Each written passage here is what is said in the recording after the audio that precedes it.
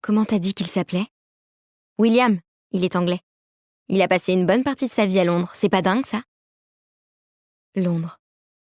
Je n'y suis allée qu'une fois, mais j'en garde un souvenir très fort. Avec ma meilleure amie Ariane, on se tient à quelques pas du petit essaim de groupies qui s'est déjà formé autour du nouveau, le plus en vogue de la journée.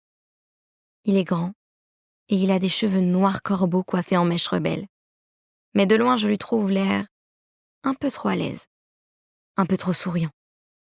Mais je ne peux pas mentir, c'est vrai qu'il est carrément canon. Et il est dans notre classe. C'est pas dingue ça?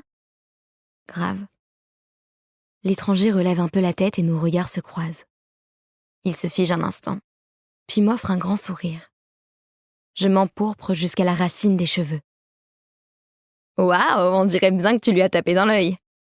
Tais-toi, je marmonne en poussant mon ami du coude. Regarde, il leur sourit pareil à toutes. Je connais bien les seins de filles qui lui tournent autour. C'est le groupe d'Emma, la fille la plus populaire du lycée. Je la vois replacer sa cascade de cheveux blonds derrière son épaule d'un geste de tête étudié. William la dévore littéralement des yeux. La sonnette retentit. J'ai les mains moites.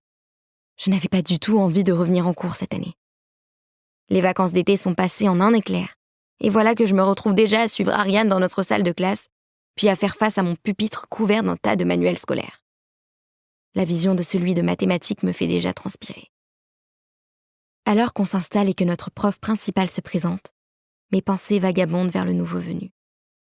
Dans notre petit lycée privé qui ne profite qu'aux familles les plus aisées et qui était encore non mixte il y a quelques années, c'est rare d'avoir affaire à de nouveaux garçons.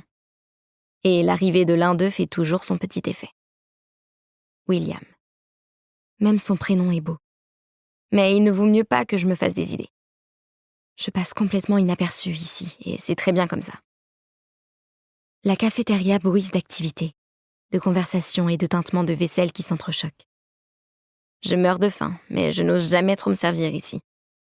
Avec mes quelques kilos en rab, si je m'avise ne serait-ce que de tendre la main vers une part de gâteau, je m'attire aussitôt un nombre incalculable de moqueries sur la taille de mes fesses. Ariane n'a pas ce problème. Athlétique et gourmande à la fois, elle se sert une grande assiette de frites alors que j'essaye de ne pas la regarder avec trop d'envie. Plateau en main, on se dirige vers notre petite table préférée depuis des années qui pourrait presque porter notre nom. Problème, il y a déjà quelqu'un d'assis là. Mon ami se raidit immédiatement comme un chat en colère. Ses longs cheveux châtains bouclés se hérissant autour de sa tête au point de presque prendre vie. Qu'est-ce qu'il fout là, celui-là? Et c'est qui d'abord? Il ressemble à un chef de gang, c'est un élève, ça? Je me penche pour regarder. Ah, lui. C'est l'autre nouveau.